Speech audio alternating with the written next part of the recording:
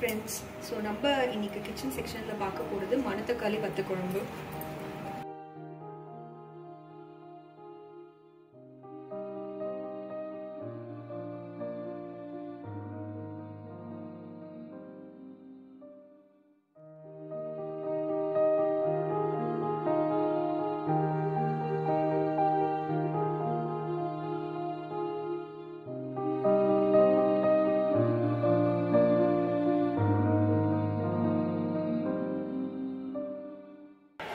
நான் வந்து கொஞ்சம் நல்லெண்ணெய் ஃபஸ்ட்டு ஊற்றிக்கிறேன். இப்போ நம்ம மணத்தக்காளியை வந்து கொஞ்சம் வதக்கி எடுக்கணும். ஸோ வத்த குழம்புக்கு வந்து நல்லெண்ணெய் மட்டும்தான் யூஸ் பண்ணணும். நார்மல் ரிஃபைண்ட் ஆயில் வந்து யூஸ் பண்ணக்கூடாது.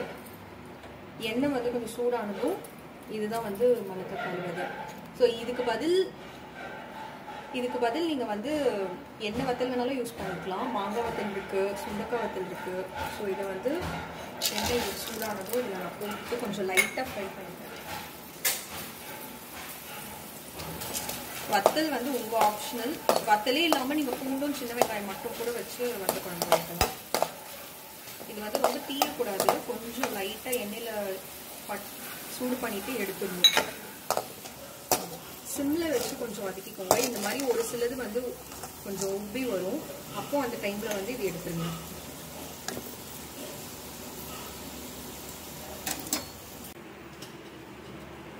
இப்போது அதே இதில் இன்னும் கொஞ்சம் நான் எண்ணெய் ஊற்றிக்கிறேன்.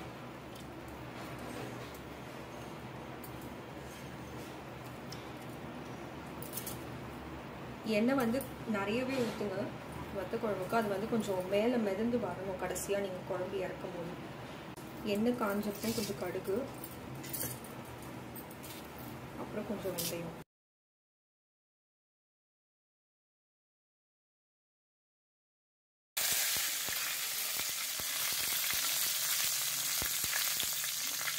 நெக்ஸ்ட்டு கொஞ்சம் பெருங்காயம் போட்டுக்கோங்க.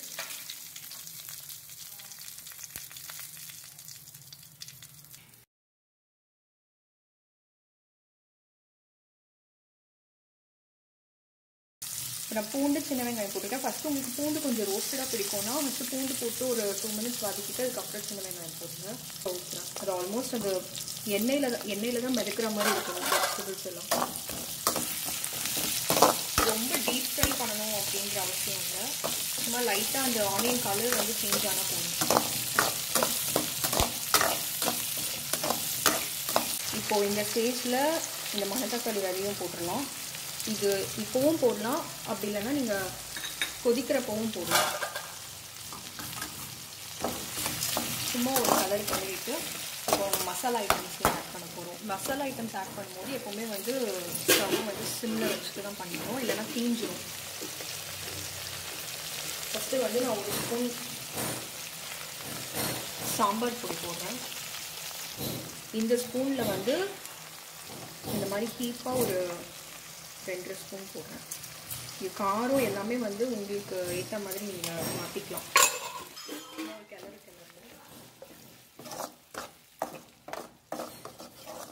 அப்புறம் புளி தண்ணி வந்து ஊற்றுறேன்.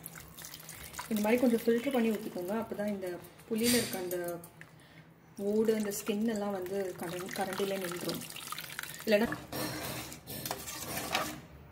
வத்த குழம்புக்கு மெயினாக வந்துட்டு மிளகாத்தூளோட சேர்த்து ஒரு ஸ்பூன் வந்து சாம்பார் பொடி போடணும். அப்படி இல்லைன்னா வத்த குழம்பு. ஸோ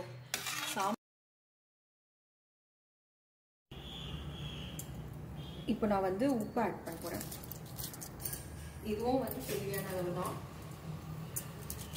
ஸோ உங்களுக்கு வந்து யூஸ்வலாக வத்த குழம்பு காரக்குழம்புலாம் புளி நிறைய போடுறதுனால அதுக்கு ஈக்குவலாக மிளகாத்தூள் தேவைப்படும். அதை நீங்கள் ஸ்மெல் வச்சு ஆக்சுவலி கண்டுபிடிக்கலாம். ரொம்ப புளிப்பு ஸ்மெல் வந்துச்சுன்னா மிளகாத்தூள் பத்தலை அப்படின்னு அர்த்தம்.